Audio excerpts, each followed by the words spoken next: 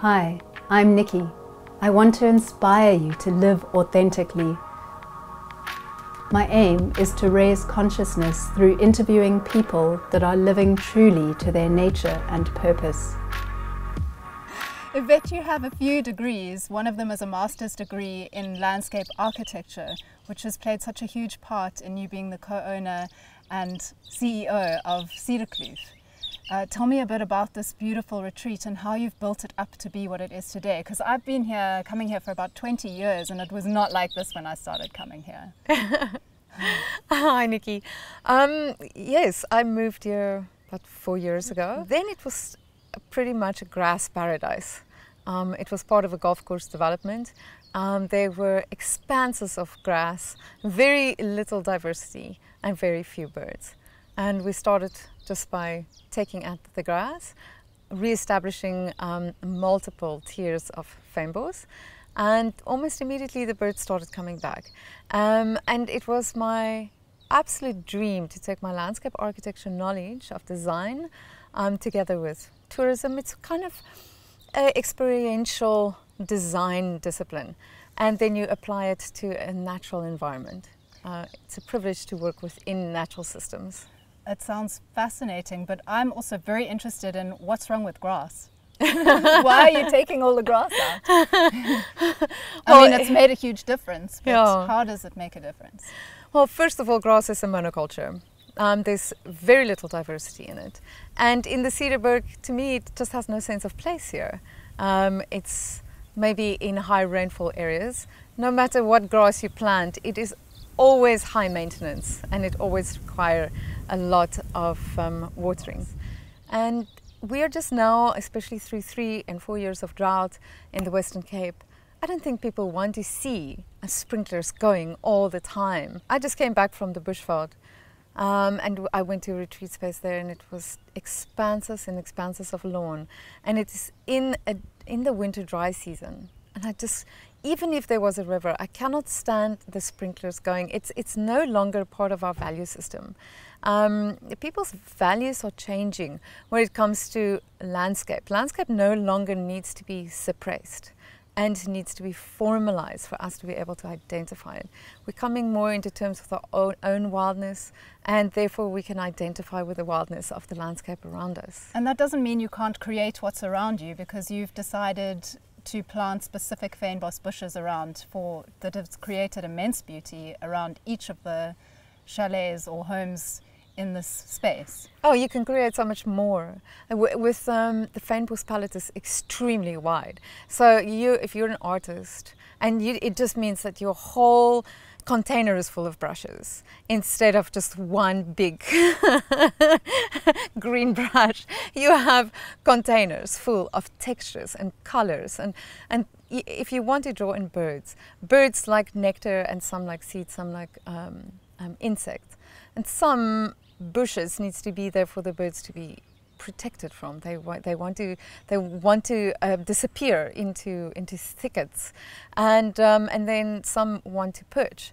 So even if you paint with nature, you have so much choice. So as an artist with nature, moving away from grass just gives you multiple layers of options. And moving away from grass is no small feat. You have to really work with the soil.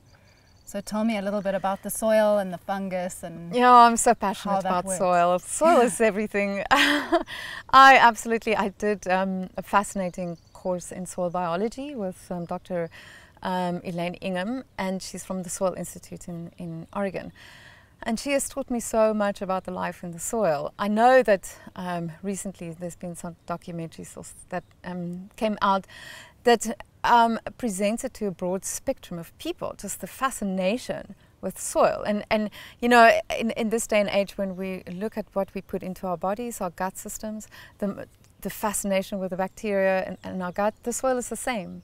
The systems of nutrient transformation, by the plants through bacteria and fungal systems is absolutely fascinating. It just happens externally, whereas with people that happens internally.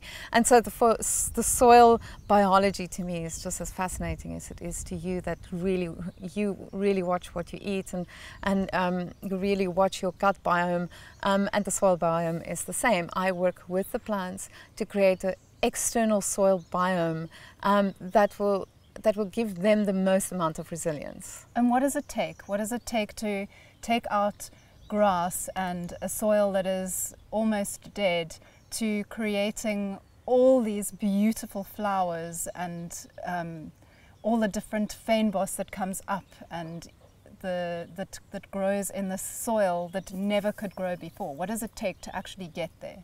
So grass is bacterial dominant, and they like a lot of nitrogen. So first of all, it's to understand that don't stop interfering, because normally when people add anything to the soil, they bring a lot of foreign bacteria in, and they bring a lot of nitrogen in through compost and fertilizers. So it's to not do that. It's almost to do, I like to go against everything that you have been taught and to do none of that. What I wanted to reintroduce into the soil is natural fungus, and here we have the wilderness all around us. So I have some fungal systems that can still migrate down after we've removed the grass. So I remove the grass and all of the bacteria that's attached to the roots. And then we plant the fynbos, and I only mulch, just mulch and mulch and mulch. Fungus really likes carbon, Right. where bacteria is more nitrogen oriented. And so it was about adding carbon and layers of carbon. So what kind of mulch do you use to add the carbon? It doesn't really matter, because here we had a lot of eucalyptus available, and a lot of people shy away from eucalyptus. They're concerned about the oils in the soil. I've never found that eucalyptus or pine actually the oils in these plants, in these trees, don't really do any damage to the soil. I've never seen it. So with the eucalyptus mulch, we let it just rest for a year for the most volatile oils to actually dissipate. But you can use anything. The soil is an incredible carbon sink. All of the world's pollution problems can be solved by sinking more carbon into the soil. So we clean for fires all the time around the houses and in the riverbeds. We take out aliens, and everything just gets recycled back into the soil. So the more carbon we build up in these soils, and we're not even especially this valley that you and I are sitting in at the moment. It wasn't natural soil we were working with. This was a landfill before it was a golf course. And Wow. so the golf course was built over a landfill. So they left us very little layers of building sand. So it had absolutely no life in it at all.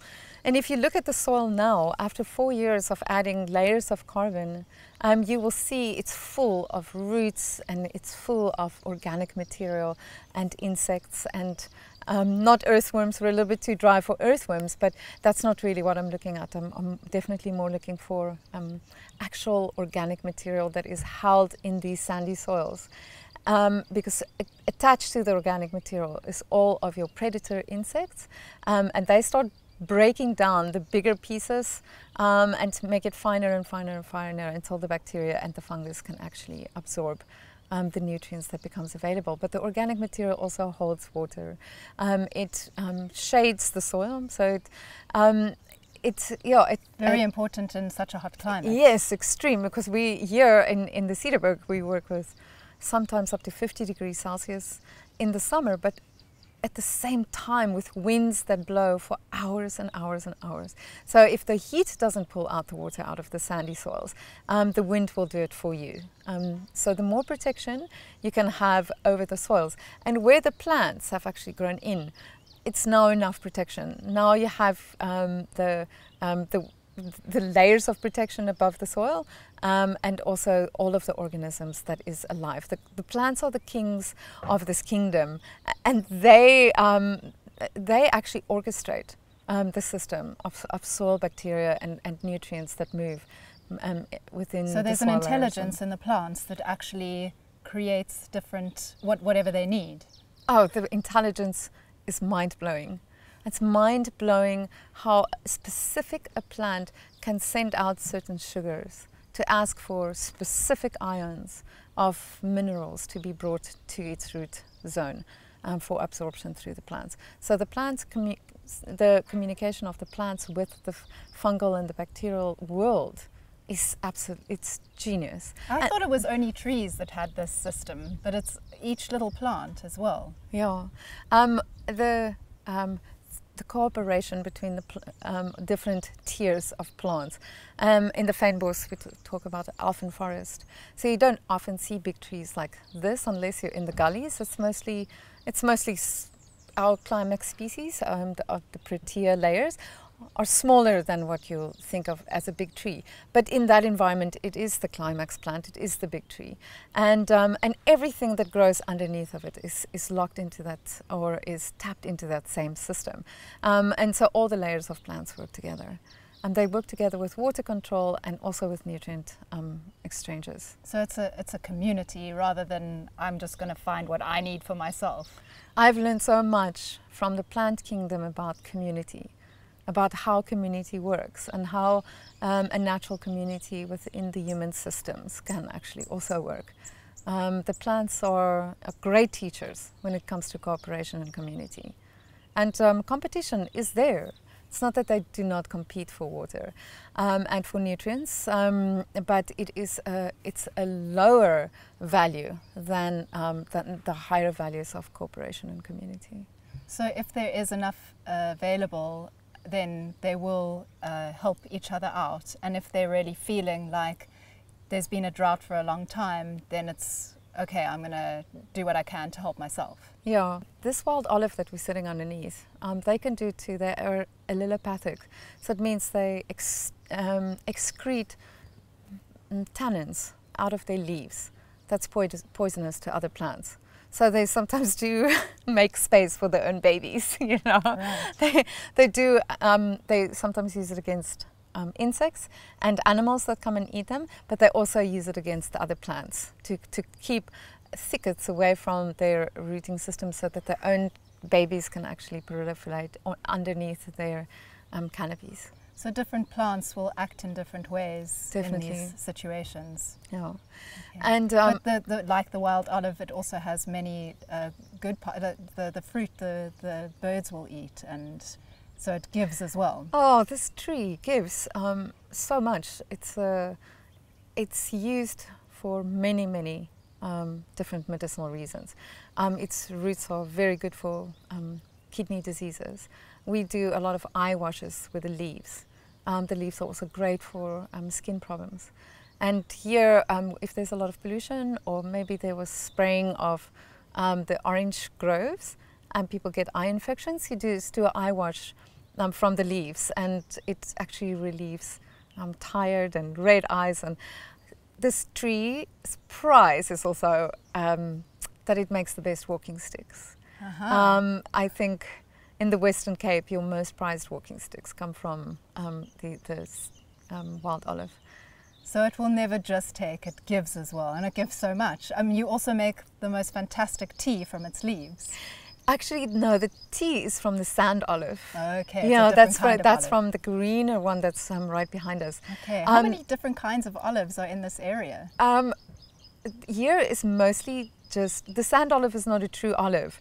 I think it's called an olive because of the shape of its leaves. Okay. So sometimes when plants emulate each other, then they start borrowing names. But yeah, the sand olive is a Doronea viscosa, and also a great healer. One of the most basic teachings that the plant world has to us is its generosity. It just wants to support, and it gives and it gives and it gives, and it offers itself to us in the giving process. That's another value that I think about every time that I'm out in the garden, is that the principles of generosity was by which this kingdom lives. What I also find fascinating is, so the medicine in the plants in this area that you've built up with this amazing, deep, rich soil is very strong, but you've spoken about it being even stronger in the mountains where it's almost untouched. Absolutely. How come it's more strong where no one's touched it? Mostly, I think, because of the soil biology is really intact. That the higher diversity of soil organisms will allow a plant to have a higher diversity of botanicals in the plant itself. That also there's no watering in the mountain in the dry summer, so the plants are really, really, really stressed. But in the gardens we do water maybe even 20 minutes a week. But even that amount of watering still dilutes the botanicals a little bit. And also the companion plants. In the mountains there are thousands of plants in this companion planting community. And we don't have, no matter how high I build this diversity up, we can never have the diversity that's in the mountain. You started off walking through the mountains with some local medicine men that have taught you on a very ancient basis what medicines are in these mountains. How much have you learned from people in this area, and how much has it added to your knowledge? I was so lucky that people just started showing up. I would just wish for somebody to come and teach me, and come out in the gardens, and there would be people just like literally in the garden waiting to take me on a walk. It was people started showing up, and they started teaching me. We would take 5-hour walks into the mountains. And so wait, hold on. So you had this thought, I want someone to come and to teach me about the plants, and then without putting it out there, it literally manifested. It just does. If you really want to learn, your teachers will show up. There you go. Yes, and so we have.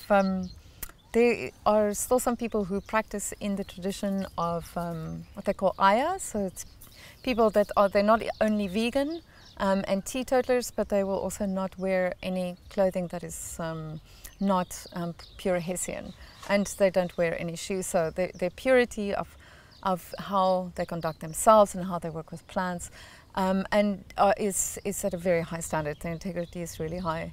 And I literally just walked out into the garden in this thought process that somebody please come and teach me about these plants. Because I have gone to the Karoo. I've had the marvelous opportunity to spend time with Johannes and Antoinette Pinaar in the Karoo, and they have taught me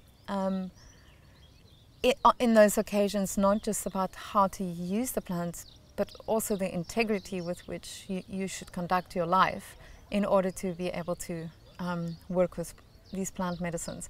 It is an entire ecology within yourself around the use of and the knowledge of plant medicine, and they have taught me a lot. But I wanted somebody to also teach me about this specific area, because the plants differ so much, and the medicinal available plants differ so much from area to area. I've had many walks with our local traditional healers, especially with the young harvesters. The young harvesters still go out and they stay in the mountains for 2-3 months at a time, and they harvest the plants and bring them into their communities. Wow. And it's all oral learning from the elders. And their learning is so absolutely spot on. I couldn't, I would sit there with my books and trying to match plants up and so on. Mm-hmm. And their learning is all very practical and in the felt, and I'm very grateful to them. But it was also my personnel. I have a group of women that work for me that also they have a lot of knowledge. At the beginning, they were just extremely shy to share the knowledge. They didn't really want to go into the field medicines because they were indoctrinated to only believe in Western medicine. And it was a shame. And I wanted to inspire them to open up about to themselves about their traditions of growing up with herbs. It's so important that people remember what we actually have here. Yeah. Because everything here can cure all our disease by knowing what to pick for what illness, and not just what to pick, but how to then use it. Are we going to heat it? Are we going to make it into a tea, smoke it? Yeah. And all that information has been slowly watered down because people they don't feel that it's important anymore, but it is so important. Yeah, and we have had a clinic system, especially in the small rural towns. The healthcare system is problematic. We always have access to plants, but we don't necessarily have access to a hospital. And especially for smaller things that you can cure so easily. My personnel used to go to the clinic and sit at the clinic in a line for a whole day and maybe not get helped for a boil or toothache or eye irritation. Small things that we can very, very easily treat right at home. And so it took me a long time to inspire my personnel to go back to their own roots. And it wasn't about teaching me. I don't want to be the holder of all of the knowledge. I'm a grower more than a herbalist, but we can all take our own healthcare back into our own hands by learning more about the plants that grow around us and the power that they have. It's a privilege that we all have, and it's a power that we all have access to. And it's about just re-inspiring people. You don't replace healthcare systems, but you allow people to just empower themselves with things that can so easily be treated at home. And we skipped a generation. My grandmother and my grandmother's mother, they all had this information, and and it's as if we just learned that it's no longer valuable, but it is now more valuable than ever. I mean, me personally, I would love not to have to go to the doctor for everything. Yeah. I mean, I already don't, but just a little bit of knowledge allows you to treat small ailments, like you say, with something natural that works. Yeah, and the plants of the Cederberg, especially because it is such an extreme environment, packs a huge punch. Their potency is really high, especially the leaf plants. The Neisner area is very well known for its rooting plants, but the Cederberg area is very well appreciated for its leaf plants. For instance, rooibos, cancerbush, buchu, these plants we're all very familiar with already. But there are so many others that is just as potent and as valuable for our health maintenance and also for our health crises. And 80% of all South Africans use direct plant material as part of their health regime. And so there is a formal health system, and then there is a huge informal health system already in South Africa. But you see that in places it is disappearing because people don't have access to an area where they can actually pick plants, or they just don't have the knowledge anymore. The knowledge is just disappearing. So that's also what I wanted to speak to you about. Rehabilitating the land has made a huge difference to the community around you. What can you tell me about that? What does it take to make that change? You've already spoken a little into how it took time to make people change their minds about just going to the doctor every day, but what other impact has it had?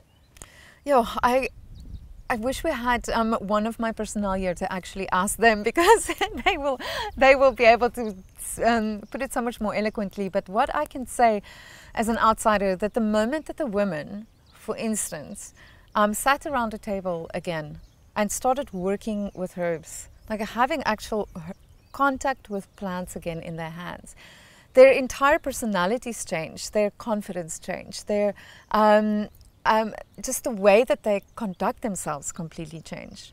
It has restored something so important in their being, and I don't necessarily have the right words for it, but it's like there's a quality that have come into my personnel ever since we have been working with herbs directly. So it is so that's one direct benefit on a very personal level, but also now, it's not just my personnel who gets free herbs, but they take it home to their families. Their families also get treated because sometimes there's a bacterial infection and it goes through the whole family. So the whole family then gets to take Villedaga home because everybody has some kind of skin condition that's happening in the house. So the whole home and now I'm starting to work with a community of Rastafarians to get medicine into their communities, and then they take it out to the larger communities. Medicine from this farm, the Cederkloof yes, farms. Medicine just from this rehabilitation. See, when we did the rehabilitation, I didn't have an agenda to plant a pharmacy. I planted only what can be grown in this environment. It's a very harsh environment, and I didn't want to have to use artificial methods to keep these plants alive. So you stick with endemic plants to this area, or locally indigenous plants. Right. And they just happen to be this incredible diverse pharmacy. And so, but I only discovered that a year into it, or 2 years after the rehabilitation. But because they are locally indigenous, that's also why you don't have to use soil amendments and a tremendous amount of water. Like it cuts your maintenance plan completely out. What impact does rehabilitation of the land have on the wider community? This place will hold insects that can actually fight diseases much further away. You know, a positive impact here will definitely cause positive reverberation psychologically way down the line, but on a social level, it also has much wider reverberations. Apart from the fact that my personnel leaves here healthy and happy, and they take that back to their families, there is a group of people that I have been in community with for the last few years, and they love to visit the farm, but they knew it before. They saw the destruction that it went through. And the first time that I had some of the chiefs of our local Khoi communities here, they started crying when they saw that we have gone through so much trouble to actually restore something that was destroyed before.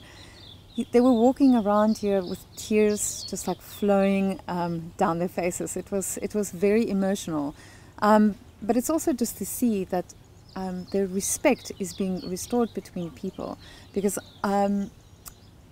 you know, people who grew up here, they have a deep identification with plants and the power of the plants. It is so a part of their personhood and their family structure and their healing structure. And so for an outsider like me to come and give it the respect that it is due, and by building it up and then to make it available for anybody that wants to come and yeah, just enjoy the bounty and benefit from the bounty. So all herbs just get passed on. And also we have a sense of abundance that we create. There's always enough. There's always enough of everything. And so wow, that must be so healing for the communities after so much repression. I would, I have many dreams of how to take this forward, because the lessons that I have learned in this last few years, it's not nearly at its completion. It is not nearly even at its full embodiment of what it really wants to teach us. And so I would love to teach farmers the value of indigenous fynbos. And it is not just where you can harvest buchu or if there's wild rooibos. There is so much medicinal value, just like in the Amazon, to intact, natural, virgin communities of plants. We need to understand that the same thing happens in the fynbos. We have the same diversity of potency of medicines.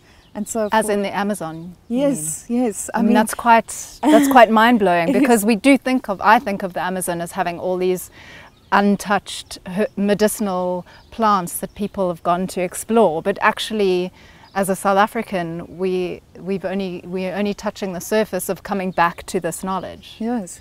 I mean, from the studies that I've read, is 13 to 14% of all of the species of plants can be used medicinally.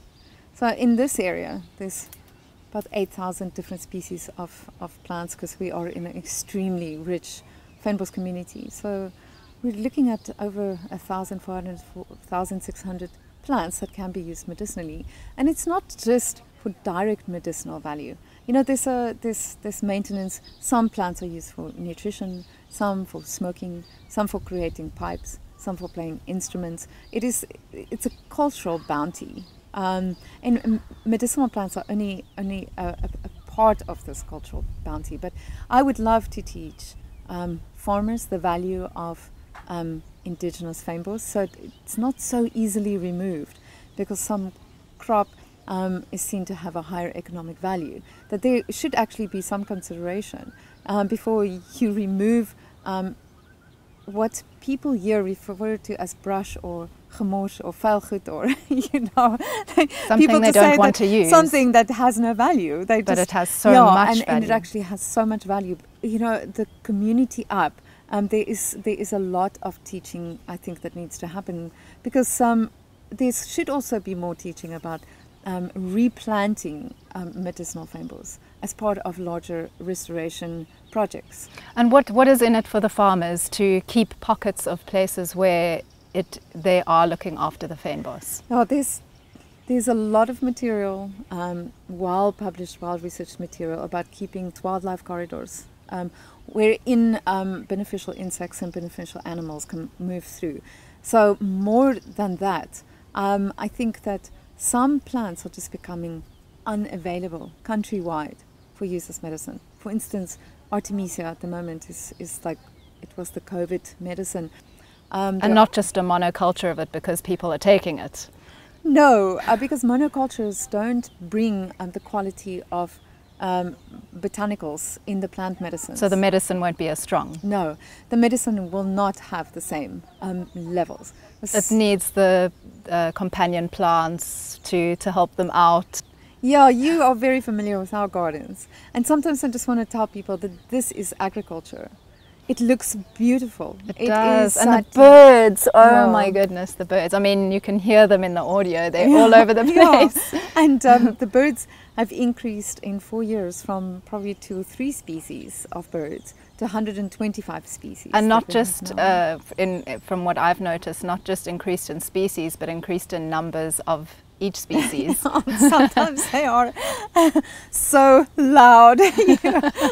Sometimes just take audio of the birds and send it to people and go, this is just right outside my door. And all the tiers of the ecology plays a role in the quality of the plants. So we have to think about agriculture.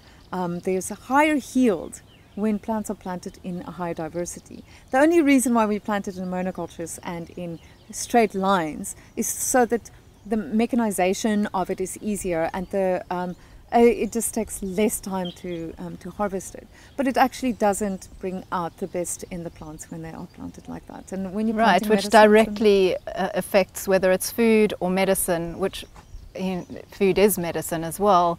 It directly affects the end consumer eating or taking that food or plant into their system, because they're not getting the full benefit of it. Yeah.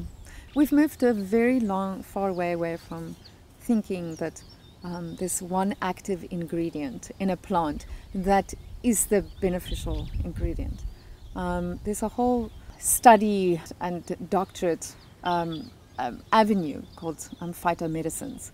And phytomedicines believe that the whole plant matters, that you don't extract 1 or 2 or 3 active ingredients. It is the entire body of botanicals that brings the healing or brings the nutrition. And so it is whole, it is complete. It is whole and complete. And therefore, when you administer a plant, for instance, through teas, we love drinking herbal teas. Yes, I'm going to have some of your lovely tea now. And that tea extracts the whole body of botanicals. If we work with plants that have a lot of resins, then we might need a different extractor, like an alcohol or ethanol extracting agent. But when we're working with leaf plants, and just a simple tea extraction brings the full range of botanicals right to your body. And so I love drinking herbal teas as part of your daily maintenance regimen. And it tastes so good. It and it tastes makes so you good. feel so good. Yeah. You have an amazing, some beautiful teas with some of the rooibos that you grow, and the sand olive that we were talking about. Yes, and we love to experiment. Sometimes it's just adding lavender to it, or fennel, or whatever is just at hand, and then it's mince, and then you leave the rooibos out, and then you just drink a parsley tea with lavender. And I try to, around these units that we have, also grow herbs that people know. I know the guests that come here also love to drink your teas, and you've packaged them so beautifully and organically and left them in each house. Tell me a bit more about what you do and what brings in so many people into this area where tourism has been struggling. I want people to experience rooibos in a higher quality than what they used to, and so we package our rooibos as loose leaf. I buy my rooibos actually from a farmer that it's not from our farm, because our rooibos is still very young, and our soil is still recovering from years of damage. But near to Clement William, there's a farm called Achenbachskraal, and they grow their rooibos in between fynbos. So Wow. they have higher clay content, so higher mineral content. So their rooibos is darker, and the flavor sits in your mouth for much longer. So In a good way. On a flavor spectrum, I think it's a rooibos that people don't know when they've grown up with rooibos. And we export also a lot of our really good rooibos, and so I found rooibos that I would love to share with people. And so I have beautiful pots and cups in people's houses so that they can experience rooibos in its higher quality. Sitting on the balcony or sitting in your beautiful jacuzzi with the fresh water off the farm and sipping your amazing tea, looking at the bird life and all the colors of the plants. It is amazing. Yes. It is. It really is an amazing experience. Thank you. And Thank you. because of that, you really are full, which is almost unprecedented in this time. Yes, we have been extremely blessed with people coming back year after year, spreading the word of mouth. And I believe that it is because we are doing the type of tourism that I call healing tourism. It is bringing people into a land that has been restored. So instead of making a place more stressed by coming here, you are actually adding to the revitalization. So you become part of a network of building up instead of putting more pressure on a place. Wow. And so I love the tourists for being part of the cycle, because it makes this all possible, but it also is the motivator for why this started. I wanted to give a platform to people. It started as an aesthetic platform, but it has become so much more. But without the tourists, it would not have had the inspiration or the economic cycle that allows this to happen. I believe that people are attracted to places that has deep integrity, that our healing is not just on the land, it is with our people. It's the restoration that people feel indirectly when they come. It's the level of care that we impart on everything, that you bring those principles into the idea of wherever you are restoring. You are restoring your friendships, your family relationships, you are restoring a wider community, you are restoring the ecology. But there is an economic component to it. We live in an economic world. So, and for us, the economic component is brought through tourism, but it's also through starting small plant-centered economies for our women. A small brand of medicinal plants or teas, and business doesn't have to always be so big. It can be locally driven and locally based, or we have a lot of overseas guests that actually go and take our products back to Germany or to America, or and then it's very quickly is not so local anymore. But it is I like the idea of wherever there are rehabilitation projects to find out how these plant-centered small economies can benefit from the rehabilitation project and then also benefit the community, so that there are these little closed circles of energy. Whenever energy is going into the environment, that it is not just energy into the environment, it's also energy into the community and into the economic systems that keeps these communities in financial health, to build schools, to fuel the other needs that they have.